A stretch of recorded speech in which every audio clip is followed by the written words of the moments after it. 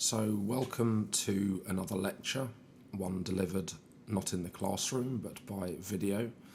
I thought this would be a good idea to do given that we have missed a session due to the earthquake, and this way we won't get behind on the course content and we can move on next week, this coming week, to our sessions looking at the presidency and Congress and their roles in foreign policy.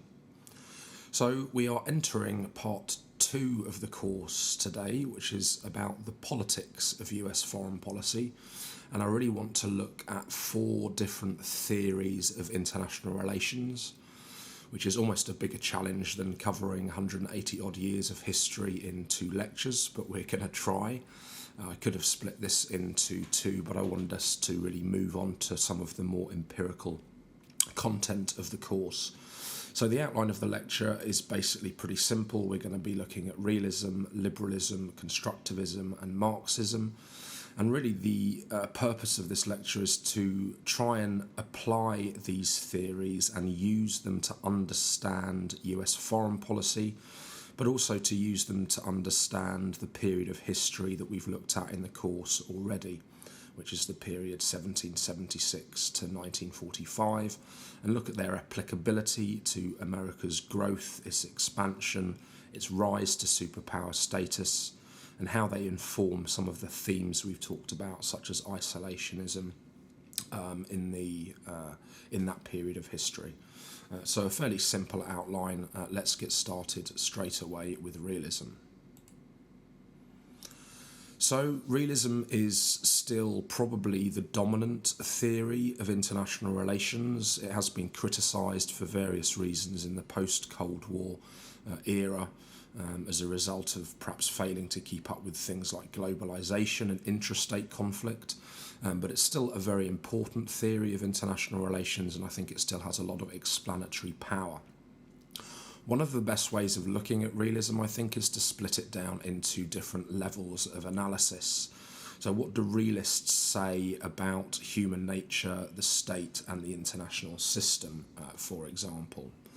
Well, at that human level, when we're talking about realist views of human beings and what we are like as individuals and what human nature is, realists take a certain view of this.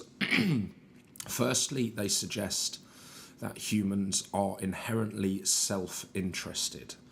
So we're not so concerned about the interests or necessarily the welfare of other people. We are self-centered creatures. We are also overwhelmingly at the individual level concerned with power, and power can loosely be defined as control over the thoughts and actions of other people. Control over the thoughts and actions of other people. We are also, according to the realist framework, amoral creatures, not necessarily immoral.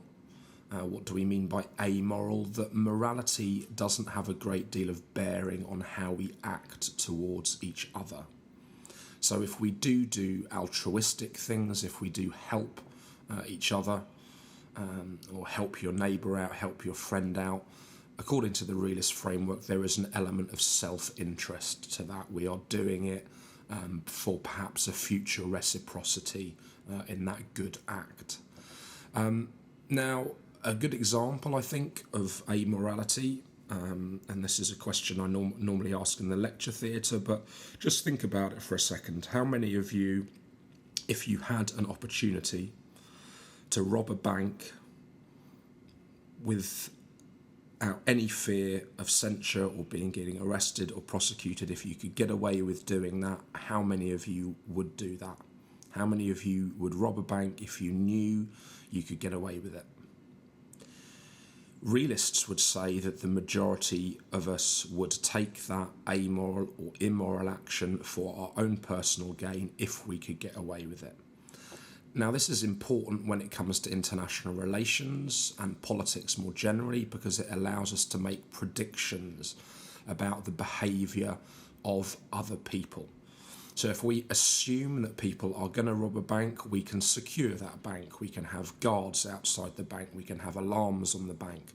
The same could be said of our houses. It allows us to plan for an amoral or immoral world and enhance our own security. So that's really important. The other thing that realists say about human nature is that it's constant and unchanging.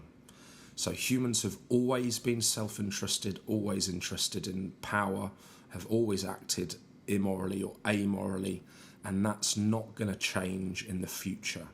And that again gives us some degree of policy certainty. So that is really the first level of analysis, human nature. Realists also talk about the nature of the state or the nation state. Firstly, they see it as the most important actor in international relations still, regardless of the influence of non-state actors, be they terrorist groups or be they international institutions. The state is still the most important actor in international relations and has always been really since the post-Westphalian system emerged. States are sovereign according to the realist framework in that they have no higher authority. So when we talk about the UN, for example, it is a supranational international institution. Ultimately, according to the realist framework, these types of institutions don't have a lot of impact, and states will still and have the right still to act according to their own sovereign power.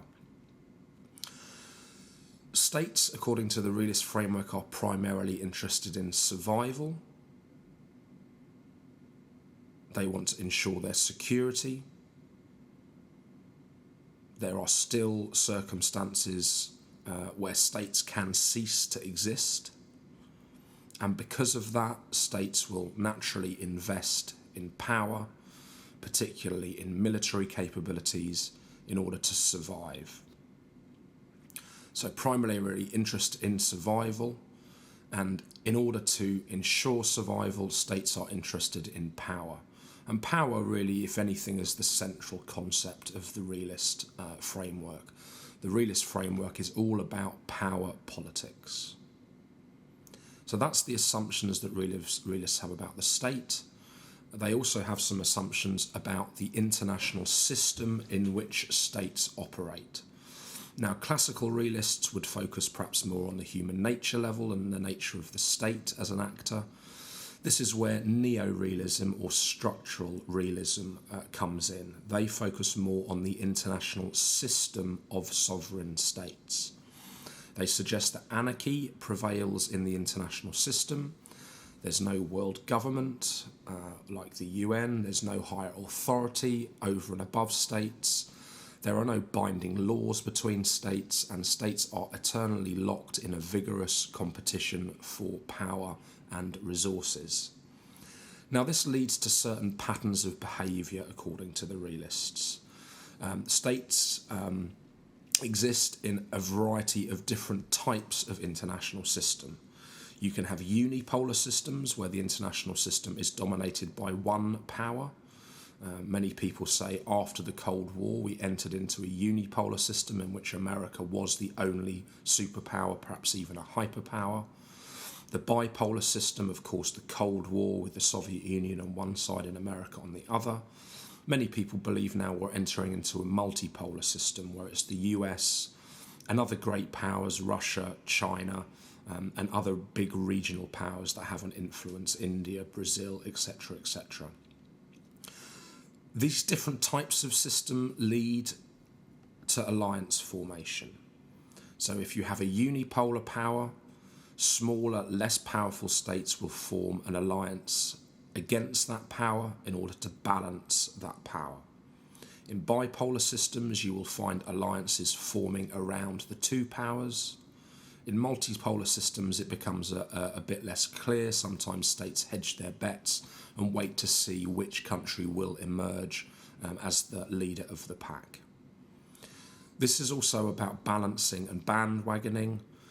States either balance against strong powers, or in some cases they bandwagon with strong powers. They jump on the bandwagon of that power in order to, again, provide a mechanism for their survival, their vulnerability to attack by joining with the power. They enjoy the benefits of the security of that country and also any potential gains from conflicts that that country is involved in. Now, if you look at the picture on the top of the screen here, this represents an international system of sovereign states.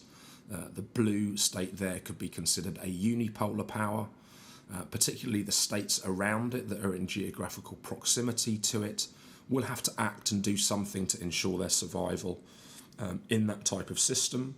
You might expect those states around it to bandwagon with that power, to join with that power, or you might expect groups of states to get together and balance against the power of that blue state amongst that sea of red. So those are really the fundamentals of realism at the human level of analysis, the state level of analysis, and the level of the analysis of the international system. So how might we apply realism as a framework to US foreign policy generally and to the period of history we've looked at already? Well, if we look at the American Declaration of Independence to start with, this was a strong declaration of state sovereignty. To look at the language again, the Declaration of Independence contained the words, as free and independent states, they have full power to levy war, conclude peace, contract alliances, establish commerce, and to do all other acts and things which independent states may of right do. Now we can see in this a little bit of sort of the federal system. The language refers to free and independent states, essentially the colonies within America, the 13 different colonies, but we talked about the emergence of a much more central authority, the need for that central authority to negotiate with foreign powers, to conclude peace, to contract alliances, etc., etc. So this was a statement of state sovereignty and an emerging state sovereignty on the part of America. We could also see American continental expansion being driven by a desire for power and security. This was about getting the colonial powers out of the continent. It was about capturing new resources which would make the state more powerful. And it was also about the security of the colonies as a nation, getting rid of the colonial powers, driving them out of the American continent. In order to achieve that, America arguably acted immorally in order to strengthen and secure its territories. We must only look at the fate of the Native Americans to see some element of immorality in American history during this period, for pretty much the systematic extermination of a people. Alliance formation, as we've argued, was also key to America's early survival. They wanted to stay out of entangling alliances. They had an aversion to entangling alliances, but we talked about that alliance formation with France during the Revolutionary War. It really is key to America's security. And we also talked about it creating a balance of power against Great Britain. I used the example that was in the reading that as a result of the alliance, Great Britain had to be more wary of sending ships to America to fight, leaving Britain unguarded from France. This was all part of a balance of power against Great Britain in that international system at the time. Alliances in World War I and World War II were also crucial to success. We talked about the alliance dynamics in World War I, and we talked about American entry into both of those wars on the side of the Allies, which was pretty much key to victory. Arguably, victory wouldn't have been accomplished alone. America's growing economic strength, which we've mapped to some extent in the first two lectures, also very much fueled its military power. We used the example of gunboat diplomacy in the Roosevelt corollary as the point at which America, through the rise in its economic power and military power, the fact that they were more able to enforce the Monroe Doctrine and the Roosevelt corollary in keeping powers out and in potentially intervening in the affairs of Latin American states. The Monroe Doctrine very much created a sphere of influence for America, again a part of establishing America's power and influence on the continent, and also pretty much a statement of state sovereignty as well. Roosevelt corollary, the right for America to intervene in the affairs of other countries as it saw fit. Was this particularly a moral foreign policy? Probably more one based on power and self-interest. And I think we've also seen the weakness of international institutions during this period as well. The League of Nations failed due to America's non-membership and a number of other countries. The UN system, which the Americans tried to put in place after the Cold War, was to some extent an expression of liberalism again.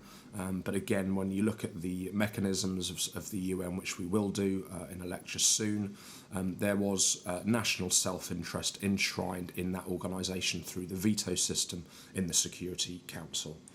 So using realism to understand the historical development of US foreign policy can be quite fruitful.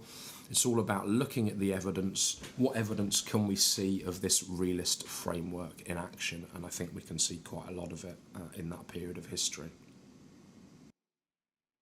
So let's turn to the second theory that we're going to be looking at today, liberalism, very much another one of the big international relations theories, kind of the antithesis to realism. You can think about liberalism and realism as being the yin and yang of international relations, and it's been a really dominant theory for a long time, really. So what are some of the key principles of liberalism and the fundamental tenets of liberalism? Firstly, the idea of limited government domestically, the idea that you shouldn't have a government which is too powerful, wanting to control the affairs of other states, their own domestic populations.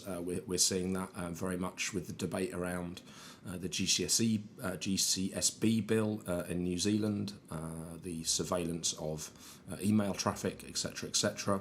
Now we saw it in America with the Patriot Act, similarly. And this is a strong theme in American governance, the idea of limited government, the government not being too involved in the lives of its citizens.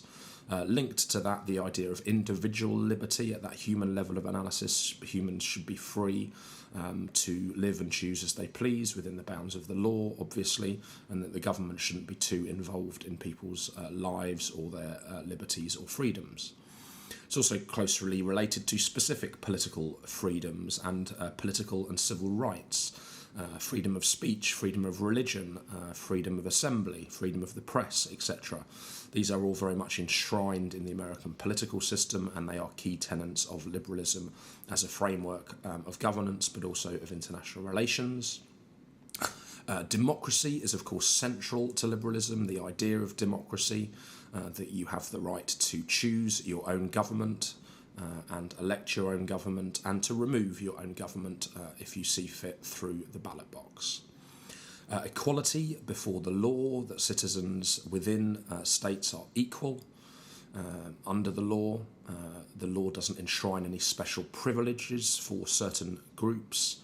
And also very much a belief in the free market, which is a belief essentially in capitalism, a belief that this as a system is ultimately the best way to spread wealth effectively amongst people within societies. Free trade means contact and cooperation between people across borders and ultimately enhances our security. So that's a lot of the domestic stuff. Liberalism as an international relations theory, when we look at it, could be conceived of as an inside-out theory. So the idea is that you transplant some of these principles from the domestic political context to the international system. So what happens within states, these beliefs, these principles inform what happens between states in the international system. So it's the idea of perhaps transplanting limited government to the international system so that you don't have a world government or a big powerful organisation. The idea that you enshrine certain freedoms and civil and political rights in the international system through things like the human rights declarations and frameworks. So it's about transplanting some of these principles to the international system. Democratic peace is also a fundamental part of liberalism and the liberal framework. This is ultimately as Bill Clinton said, the best strategy to ensure our security and to build a durable peace is to essentially support the advance of democracy elsewhere.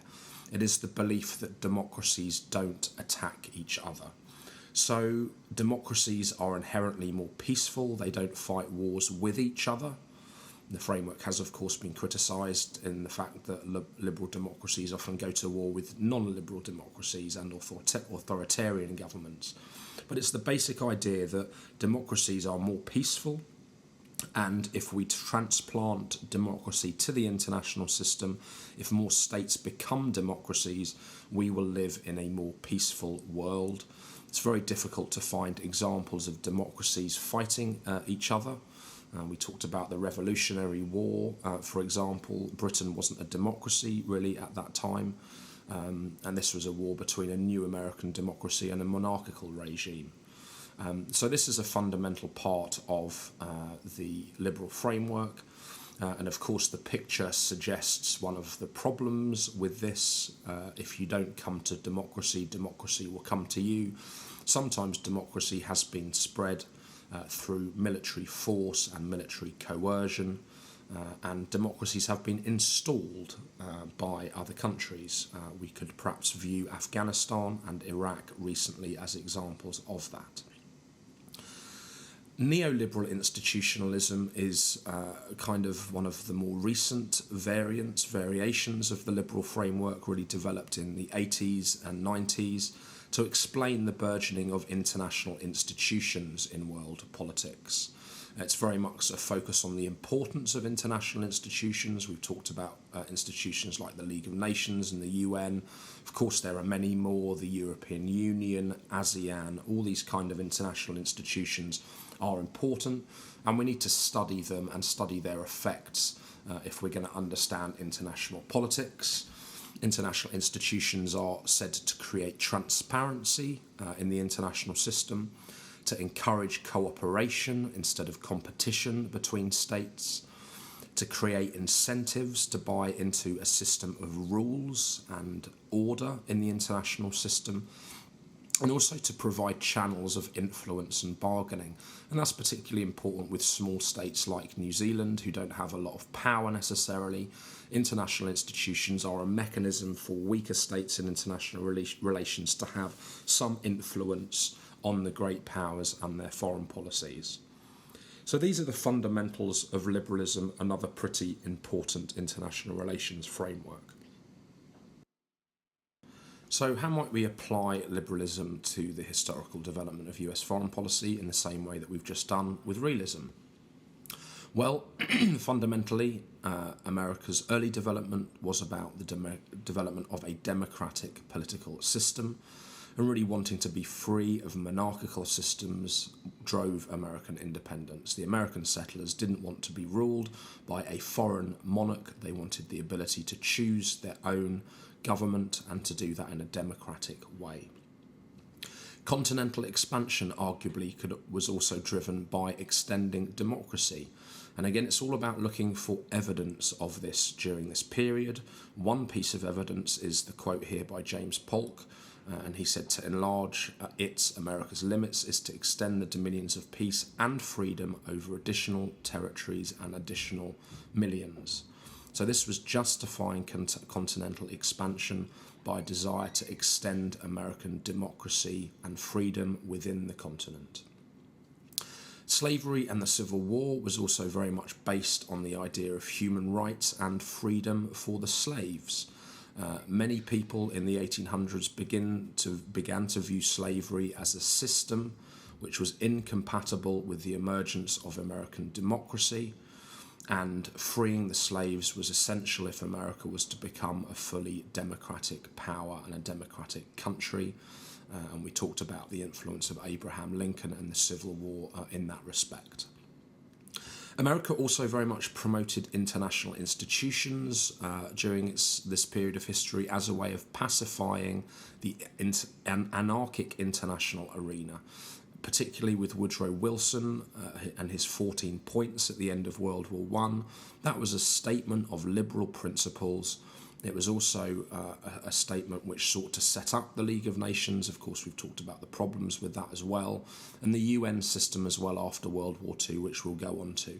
These were attempts by America to transplant some of the democratic processes domestically to the international arena. And particularly with the League of Nations, this is interesting because liberalism focuses much more on the domestic politics and the domestic level of analysis. And of course, the League of Nations was scuppered by isolationists in Congress who didn't want to see America's role in the world develop in that way. So particularly structural realism looks much more at the systemic level of analysis. By applying liberalism, we can understand some of that domestic political level better as well. Involvement in the world wars was intended to make the world safe for democracy. That's how Wilson described it. American foreign policy, as we've seen, was very much driven by the extension of free trade and access to markets. Wilson's 14 points contained points about that. We talked about the open door policy with China and in Asia, trying to keep markets open, trying to abolish protectionism, and also keeping European markets open during the world wars was a central concern of America, of America's banks, of America's big companies, and we referred to that in the lecture as well. So this is the promotion of free trade for peace, the importance to keep trade flowing. We also talked about the desire on the part of America early on of wanting to have a small army and navy and seeing a big army and navy as a potential threat to freedom and democracy. Woodrow Wilson also talked about things like the role of arms reduction, disarmament in Wilson's 14 points, in his 14 points. So again, these are all part of that democratic political model. Again, there is more of a domestic focus on the part of this theory, the importance of isolationists in Congress, not only during the end of World War I, but at other periods, on the Neutrality Acts, for example, that were negotiated in the 30s between America and a number of countries wanting to stay out of the messy European politics that we talked about. So again, when we're looking at evidence of this period, liberalism, just as with realism, emerges as a fairly strong theme. You can see in this period of history elements of this political theory and use this political theory to understand this period of history. Let us turn now to our third theory of international relations, which is constructivism. And this is a little bit more of a complicated theory to understand. It's a little bit more abstract. I don't mind admitting that I struggle to get my head around it sometimes. I certainly struggled when I was doing my PhD research to actually get to the essence of what constructivism is. But some of these things that are on the slide here are fundamentally important. I also think this picture is very revealing about constructivism. This is Ronald Reagan in the middle. US President at the end of the Cold War. He's with his Vice President at the time on the right, George Bush Sr., and the fellow on the left is, of course, Mikhail Gorbachev, who was the leader of the Soviet Union at the end of the Cold War. And why is this picture important? Why is it revealing? Well, it has to do with what's in the background. This is the Statue of Liberty. This is one of the most iconic images of liberty and democracy that there is in the world. Mikhail Gorbachev is making a conscious decision at that period of history of standing in front of this statue with these two American presidents and being seen next to a statue of liberty, of freedom, of democracy. So how does this relate to constructivism? Well, constructivism is very much based on identity and the perceptions that you have of particular countries. This was a period where Gorbachev was actively trying to change the perceptions people had of the Soviet Union. The Soviet Union was introducing freedom in its markets and in its political system, and it wanted to be perceived no longer as a communist power, but as an emerging democracy. So Gorbachev has made a very conscious decision to be photographed in this way in America and it's all about changing our perception of the Soviet Union at this time. So these are some of the key elements of constructivism as a theory of international relations. It's very much about identity, sometimes referred to in the literature as image. It asks questions as a political theory like, how do different countries see themselves? How do they perceive the role of the state in the world? And how do they perceive the role of their particular state in the world?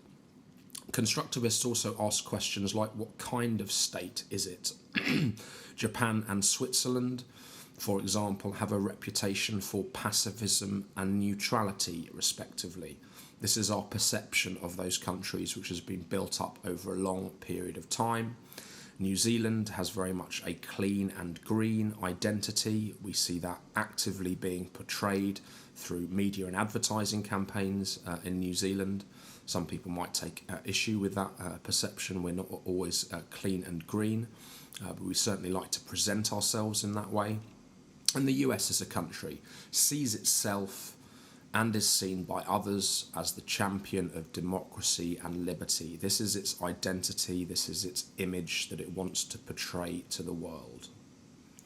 Secondly, language is important. Identity is shaped by language. So the language that we use is important to describe things. If we change the way we describe things and the way we talk about things, that changes people's perceptions. If you look at the term terrorist, for example, we use certain language to describe terrorists. We don't call them freedom fighters. We refer to them as bigots, as fundamentalists, as extremists, as fanatics, etc., etc. The use of this language used over a period of time builds up an identity of groups who use terrorism as a political tactic. Constructivists also place much more emphasis on the idea of culture. They say different regions in the world have different cultures, different customs, and so do individual countries. Now, this is important because America has arguably a big cultural influence on the rest of the world. Some people even refer to America's cultural power, particularly through the Hollywood movie industry. This type of industry, this type of presentation of what America is and what it's about, shapes people's perceptions of America. And some people have argued, particularly in the post-Cold War era, that we're seeing clashes and conflicts around the world based more on culture, not necessarily between states, but between cultural blocs, such as the conflict, the war on terror, again, the clash of civilizations, those kinds of ideas. It's also important to say rather that constructivists see the world as socially constructed. So the social world is not an objective place in which there are objective realities. I'll say that again. The social world is not an objective place in which there are objective realities. So everything that exists in the world reflects culture, it reflects people's biases, it reflects people's opinions, it reflects people's ideas and perceptions of the people in it. So the world is socially constructed. Conflict can be socially constructed. This idea of anarchy, even in the international system, Alexander Wendt, who is one of the foremost proponents of constructivism, said that anarchy was a socially constructed idea. We don't actually live in an anarchic international system. That's just the way we've talked about it and perceived it and built it up through our social interactions over a long period of time. And that's important because if the world's socially constructed, or if this concept of anarchy is socially constructed, we can deconstruct it. We can start talking about the international system in a different way and move away from anarchy and perhaps move to a less anarchical international system. So it's much less fixed than realism is on these central ideas. And that brings me to ideas. Constructivists and the constructivist literature often refer to the importance of norms and ideas in international politics. Norms basically are about what is acceptable behaviour. What is acceptable behaviour, and of course what is unacceptable behaviour. Ideas, of course, are important. Ideas have had a big influence on international relations. Big ideas like the theories that we're talking about, like Marxism and communism and democracy, these all exist in our heads first and foremost, and they are socially constructed again. To give you specific examples, what are we talking about when we talk about norms? Well, New Zealand history is an interesting one. We have been a country which has long been interested in promoting norms of non-proliferation of weapons of mass destruction, particularly nuclear weapons, and people have argued that a norm of non-use of nuclear weapons has emerged since they were first used in 1945. It is not acceptable behaviour anymore to develop nuclear weapons or to use nuclear weapons. This is the nuclear taboo. This is a socially constructed thing which has happened since the Second World War. So again, if someone asks you, what is constructivism all about, be it in an exam or an essay or in the street, probably people aren't going to ask you about it in the street, but at the university somewhere, if you talk about identity, image, language, culture, the idea that the world is socially constructed and a focus on norms and ideas, you're pretty much going to be hitting the nail on the head. So remember these concepts.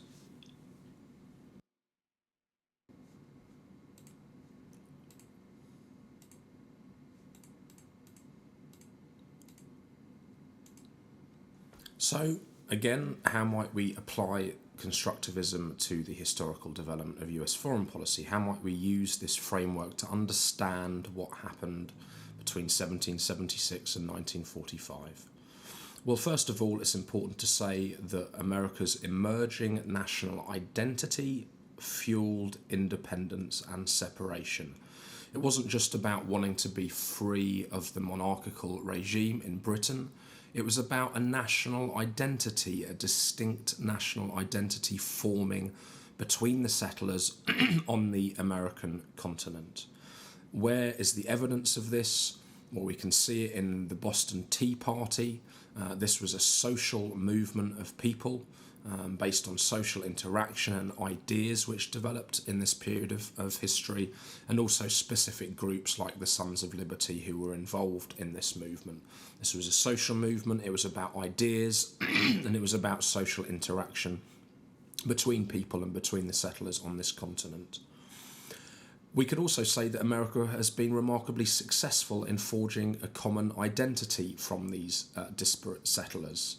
And to some extent, foreign policy was driven by those different identities.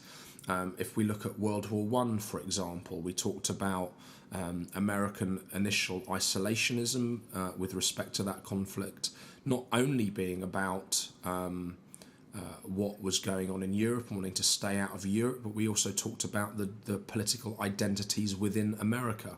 The fact that you had Anglo-Americans and Irish Americans on one side of the conflict and German and Italian Americans on the other side of the conflict, and the fact that that would have created a split between these two identity groups. So people held on to their identity to some extent in America, as well as developing a new American identity, and that informed American foreign policy.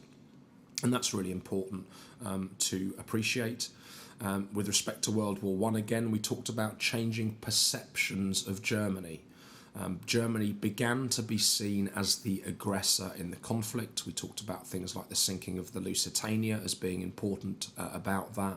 People's ideas about what Germany stood for began to change as a result of German actions, much in the same way that perceptions about the Soviet Union began to change as a result of Mikhail Gorbachev standing in front of the Statue of Liberty. So this is all about identity and how identity changes. The importance of language also, hugely important in American history. Ideas like manifest destiny, iconic phrases like that, making the world safe for democracy. Declaration of Independence was very much a key document in establishing an American identity of being a free country, a sovereign country, and a country based very much on the idea of democracy. The Civil War, this was a nation with a contested identity at that time. And this is really important to note about constructivism more generally. Identity can be and is contested. Not everyone agrees that America is the champion of liberty and democracy. Not everyone has that perception of America. Not everyone in New Zealand thinks that New Zealand's a clean and green country, etc., etc. So the Civil War was very much of an example, I think, in America, not just of a contested political or economic system, but a contested identity.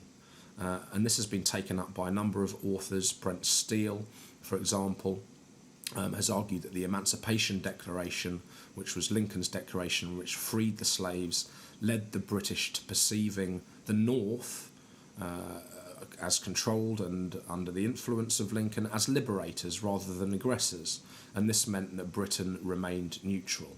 So this Declaration of Independence, the Emancipation Declaration, informed Britain's perception of the North in the conflict. And this is one of the reasons which constructivism alerts us to, that Britain decided to stay out of the conflict and didn't join the South, which might have been more in its interests in that conflict. And I've given the reference to the article if you want to have a look at that, if any of you are thinking of doing this as your essay topic. Of course, we can also talk about America's growing cultural power. I think that was evident in the period of history that we've talked about, but probably much more evident as a result of more modern things like technology and media. But America is a really strong cultural force, and that culture was, of course, beginning to be shaped during this period of history. So again, this is an attempt to apply constructivism to the historical development of America. You might think of other examples where you can see the influence of identity, culture, image, language, and the world as being socially constructed. So let us turn now to our fourth and final theory of the day. Should be noted, I'm not covering, obviously, all available international relations theories.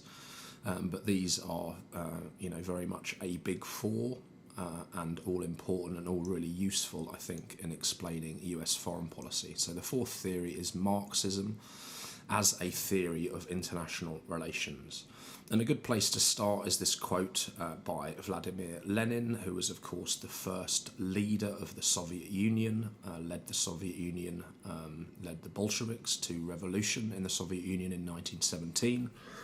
And was in power until his death in 1924, I think. And he says, while the state exists, there can be no freedom. When there is freedom, there will be no state. So this is a very different vision of the state and a different vision of international politics, particularly than realism and liberalism, which are very much focused on the state as the most important actor. So Vladimir Lenin really saw the state as a mechanism for oppression of people, as a mechanism for the export of capitalism, which he saw as a fundamentally unfair economic system. And he envisaged a world in which states didn't exist anymore. He wanted to create a solidarity not between different states, but between the working class, the proletariat. And he envisaged a post-state utopia of communism. So a very different theory, and I'm talking about these theories individually, but it's really important that we try and understand how they relate to each other and how they're different from each other. And that quote speaks directly to that idea. So again, what are the key elements of Marxism? Well, firstly, the ideas of nationalism and imperialism are pretty important. Marxism is very much an anti-nationalist theory of international politics. Marx and his colleague Engels, who he worked with, believed that the globalization of capitalism was eroding the system of sovereign states. They also believed that national bonds were being consciously created by ruling elites to detract from class divisions. I'll say that again. National bonds were consciously being created by ruling elites to detract from class divisions.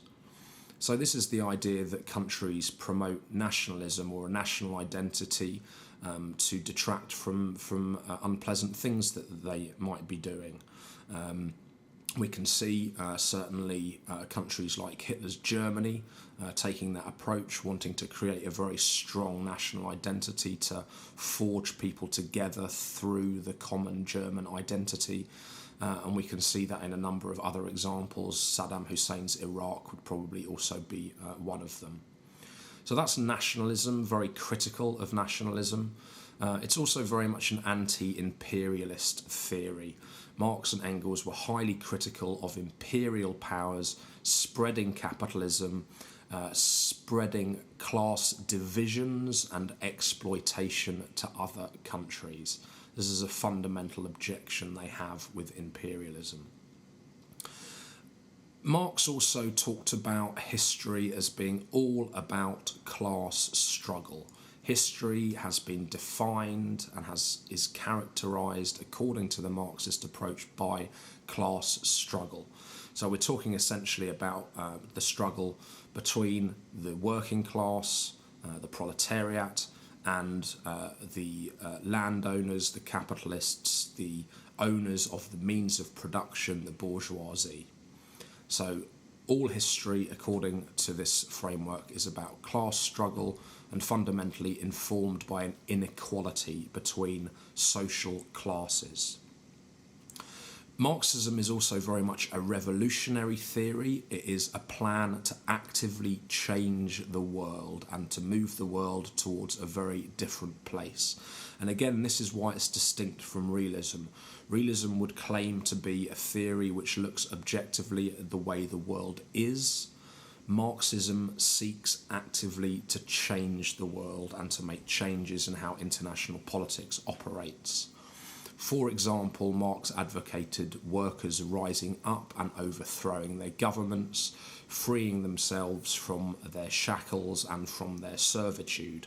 And he wanted to spread communism, to spread Marxism in the international system. And that was really the foreign policy of the Soviet Union, particularly during the Cold War, to export Marxism, to promote Marxism and left-wing governments all around the world. And this is one of the big reasons we had a clash between the Soviet Union and America in the Cold War. Marxists also have a slightly different view of human nature to realists. We talked about realists believing that human beings were inherently amoral. Marxists would perhaps say that human nature can change, but humans are currently and historically have been contained or constrained by the conditions of exploitation. I'll say that again. Marxists would say that human nature can change, but humans were and are currently contained and constrained by the conditions of exploitation. So human beings could move to a better place, could be more cooperative, could share resources more effectively, but they are essentially living in conditions of exploitation, and they needed to free themselves from the shackles of exploitation in order to have any kind of fundamental change in human nature. Marxism is very much an economic theory of international relations. Economics runs through it very strongly. The idea that the bourgeoisie profited from the work of the labour of the proletariat, and also the idea on an international level that capitalism could not bring peace to people. Free trade would not bring peace. Capitalism did not distribute wealth evenly among people or among nations. And again, here we find a big contrast with the liberal framework, which says that capitalism is a good way to distribute economic goods and a good way to ensure peace. So it's very much an economic theory of international relations. It's also anti-religious, which is pretty important. Marx called religion famously the opium of the masses. It deluded people, it stopped them from realising who they were, They stopped them from focusing on their unpleasant social conditions, and religion was really a means of foggying people's minds to the objective reality of the position that they were living in. And he really was very, him and all communist leaders have been pretty anti-religious, wanting to fight against political regimes which were religiously influenced and dominated by religion. And again, he believed that that was the opium of the masses. It was constraining people. It was keeping people down and stopping people realising what abject poverty that they were living in. And arguably, this is again a current theme now. If you look at perhaps countries like Afghanistan under the Taliban, the desire to have a very religious state and to enforce strict religious discipline perhaps stops people realising or being affected by their abject poverty in that country. So very critical of religion and its influence, and also its influence particularly in America. And Marx and Engels talked directly about America, which we'll go on to discuss in a second. So again, those are the fundamentals of Marxism, and if people ask you about it, if you touch on these things, you're not going to go too far wrong. So let us turn finally to applying Marxism to the historical development of US foreign policy. And again, if we look at this period of history, there's a lot of evidence to suggest that a Marxist approach might be a fruitful one, might be a useful analytical approach to understanding US history. Firstly, American independence was driven by a desire to escape unfair economic arrangements, particularly this idea of taxation without representation. The colonies were being asked to surrender taxes to the government of Great Britain, to the monarch in Great Britain, without having any say in it in the British Parliament. So this was fundamentally an unfair economic arrangement, and it led to a revolution. People were not happy about it. It wasn't the only thing that led to a revolution, but it was a significant part of it. And of course, this was a revolution casting off an imperial colonialist power, Great Britain. It wasn't a revolution which proclaimed the ideals of Marxism. It was a revolution proclaiming ideas of democracy. But Marxists would interpret it through that kind of a lens, a rejection of economic policy and a revolutionary act. We can also see in this period of history generally the dominance of big companies. Some of the big American companies were set up during this period. We also had the influence of the East India Trading Company. This was a British company who were essentially trying to create monopolies on the American continent and elsewhere, and to exploit people around the world for profit. And this was essentially an American reaction and a rejection of that kind of capitalist, imperialist influence on the part of Great Britain. We can also see evidence perhaps of American corporate elites controlling foreign policy during this period.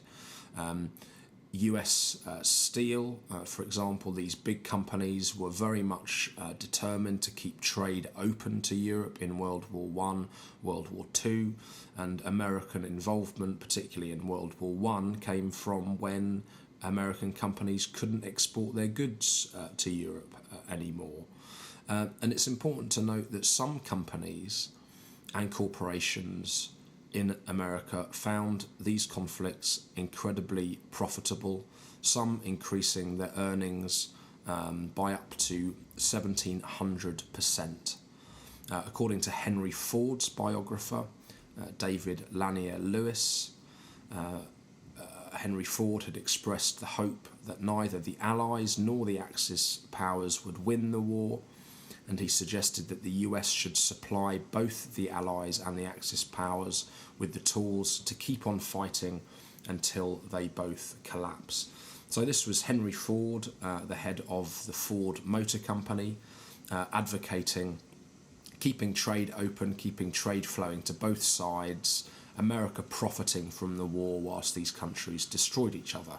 these kind of people arguably had an influence on American foreign policy. And interestingly, during World War II, Truman was so concerned by this corporate influence on US foreign policy that he formed a committee to investigate and ensure that no US company was profiting from the war. His estimate that American profits increased in many companies drastically during the Second World War was an accurate one. So he was very concerned about corporate interests driving war, and this is one of the big problems that Marxism sees with capitalist states. So there has been a corporate emphasis and influence on US foreign policy during this period. What about the Wall Street crash, 1929? Well, Marx predicts crises of capitalism. He says that capitalism is prone to crisis. Every so often, capitalism will undergo major economic shocks which will have worldwide implications. Of course, we can see that in 1929. We can also see that with respect to the 2008 financial crisis.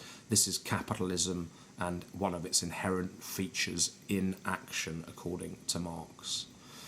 Lend-Lease we talked about with respect to World War II, the supply of economic and military aid by America to Great Britain and the Soviet Union. This all comes back to the idea of war being profitable, creating dependencies in Europe, making European countries dependent on loans to America. And this feeds into more recent Marxist thinking about core and periphery and the dependency that the developing world has on a group of core economic powers. America could also, during this period, be described as a colonial power itself, intent on exporting capitalism and ruthlessly ensuring access to markets.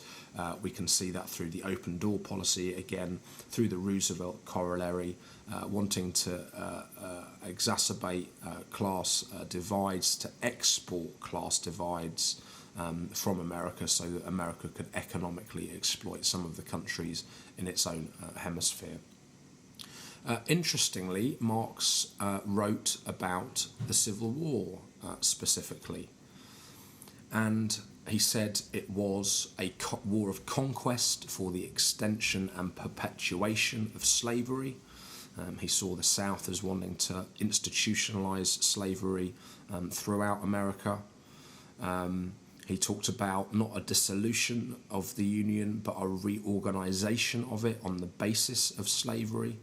And he viewed the Civil War as a struggle between two social systems, the system of slavery and the system of free labour. So he took this lens and spoke about the Civil War in America directly as being about class struggle, essentially, and the perpetuation of an inherently unfair economic divide in the country. So again, look at this period.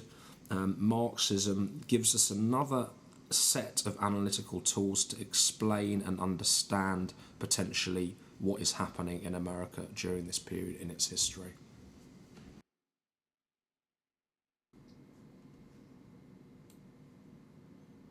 So, in conclusion, what can we say to sum up? Well, firstly, that no one theory will tell us everything about US foreign policy. And I think each has their strengths and weaknesses. And I'm personally of the belief that we shouldn't get bogged down or be too committed to one theoretical approach. You will find in international relations realist scholars who spend their whole career looking at things from a realist perspective. You will find Marxist scholars who do the same thing. And that's fine. People are drawn to particular theories. People find particular theories persuasive. I'm personally of the opinion that it's good to have a theoretical toolbox that we can apply different conceptual approaches to understanding the empirical evidence and understanding what is happening. And I think all four of the theories that we've covered today are useful in doing that. Theory also helps us cut through some of the complexities. American foreign policy is very complicated. This is a big period of history. But if we look at this period of history through a realist lens or through a constructivist lens, we begin to see patterns emerging. and we begin to see evidence pooling in different areas that we can use and which we find persuasive. So it helps us make this very complex world we live in a little bit more simple, as long as we understand the theories, of course. And different theories can lead us to different conclusions about American foreign policy. For example, realism, or realists would suggest that the British didn't intervene in America during the Civil War because they weren't powerful enough to intervene, that Britain had declined by that point. If they'd have got involved, they would have been defeated. So that's an interpretation of Britain's non-involvement on the basis of power.